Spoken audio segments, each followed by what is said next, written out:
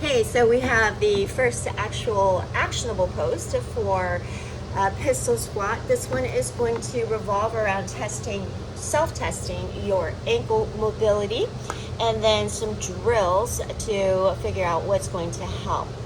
What you need is a ruler, okay, and then that's all you need for the mobility test. Then for the drills, you're going to need either a band or a foam roller, or both, depending on how the mobility test turns out, and then the wall. All right, so lunge test or wall test is what we're going to do. We're going to test one side at a time, so also have your workout journal or a piece of paper handy, because you want to jot this down.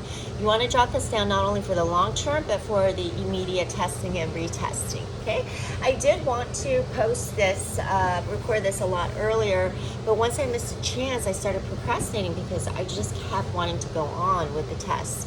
All of the tests and drills for the reasons that I had stated in the intro post, for what could be your reasons other than strength that you cannot do a pistol, but that even if you don't want to do a pistol, you want to address any of these issues or imbalances or limitations or restrictions, starting with the feet, ankle, knees, hips, thoracic spine. The knees we're kind of going to gloss over because it's either coming from the hips or the hips or the ankles. Okay. All right. So I'm sure I'll think of a gazillion things that I forgot to say. All right.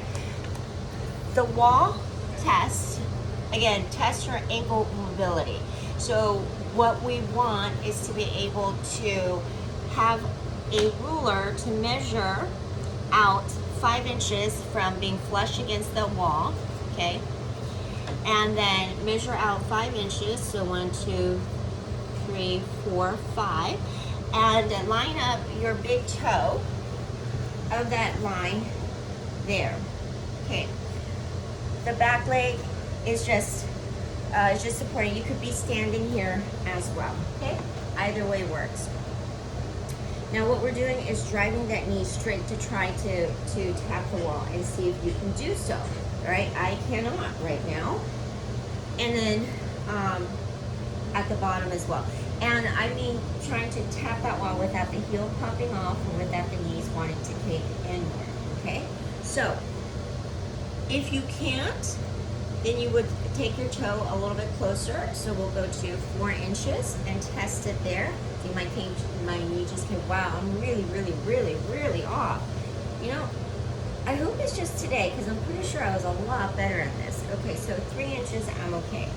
The other thing to know here is as you're sort of fighting, right, to reach, where are you feeling the tightness? Is it right here in the front, or is it in the back?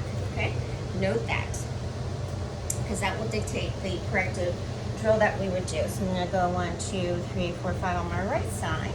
Okay, and the right side is surprisingly a lot better.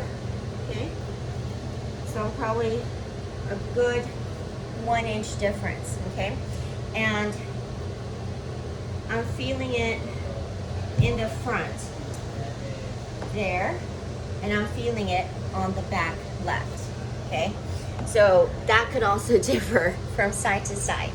All right, so note that, because for long term you'll note progressions, and then for short term we'll do the drill and then address it. Okay, so if it's a tightness in the back, that means you have a tight calf or tight fascia, and that tightness in the fascia is no joke. It runs from your feet basically up to your brain. Okay, so we want to foam roll that out, but the way we're going to foam roll it is going to be fairly intentional, right? Because right now we're not foam rolling in order to do a general warm up or cool down. We're going to attack that tightness in the calf for the purpose of this ankle mobility, okay? So what we're going to do is really let the weight of the other, so my problem was with the left side, left backside on my left leg. So we're going to actually cross the right foot over it to weigh it down, okay? And instead of doing like these big back and forth or fast back and forth, we're going to weigh it down and basically flex and point. Let me come up here. Flex and point in tiny, tiny, tiny little movements. Okay? So you are trying to lift through your hands in the back so that you could lift your butt up a bit, engage your core, okay? And just take it slow, really attack it. It should feel uncomfortable, okay? It should. That's just the nature of tight tissues. It's like a big old knot that's moving on me, okay? And then when you do move it, and of course, you know, you could roll it just to feel good, but when you do move it, it's the tiniest little increments, okay, to move it. Holy cow. All right, now, if it's for the restriction, and you want to do it for at least 2 minutes, okay, I know I'm speeding through. All right, if it's for the restriction, we're going to take a band and tie it to something low.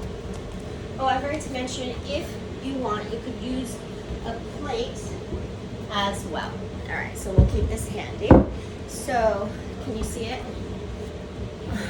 Are you seeing what I'm seeing? Which is a band that's tied low. It's because it's black and gray. All right. You want this tied low. This is fairly simple, okay? After it's anchored to something low, you're gonna get, oh, let's do my right side. That's the part, okay? You need to place that band really low, okay? So what's happening is that restriction in the front is preventing your ankle gliding over the top of the foot, okay? I know I've talked about all this before. I'm not sure that I showed you this drill. So you want to get it basically right between that spot so that we could do a distraction, okay? So once you have that set up, you want to get some tension on that, and then from there you want to not only rock it back and forth, okay, you want to just sort of play around with different angles, okay? And then the plate is to have the foot on it, and we really don't want any other toes to be, you know, rocking or back or anything, turning, twisting, okay? All right, my knee hurts because, you know, I got Princess and the Pea syndrome, and it's like hardwood floor here. Okay, but that's what we're doing. We're just pressing into it. Just don't make the mistake of having this too high, okay? That does nothing. You need to get it between those two joints, all right?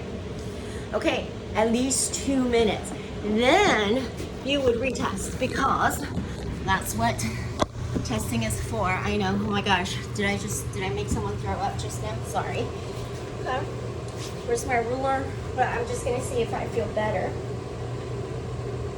I definitely do feel better. Okay.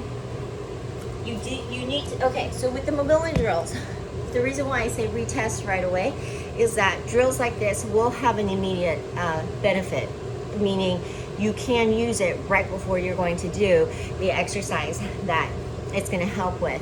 Okay, so there's that. But that immediate, when it's an immediate benefit, it's not a permanent benefit. You're just going to have to keep incorporating these kind of corrective mobility drills throughout the week.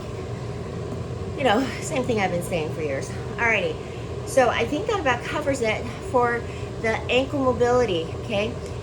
That, I'm really starting with the ankles and the feet because that's just going to affect, you know, everything going up. And like I said, it doesn't matter if you don't want to get into the pistol or you think you can't, or, you know, it's not of interest. The first thing it's going to allow you to do are proper squats or better squats, okay, as far as exercise goes. But you don't want any foot issues. You just really don't, okay, because that's your foundation basis, okay? I know I've covered foot stuff quite a bit. All right, give it a go.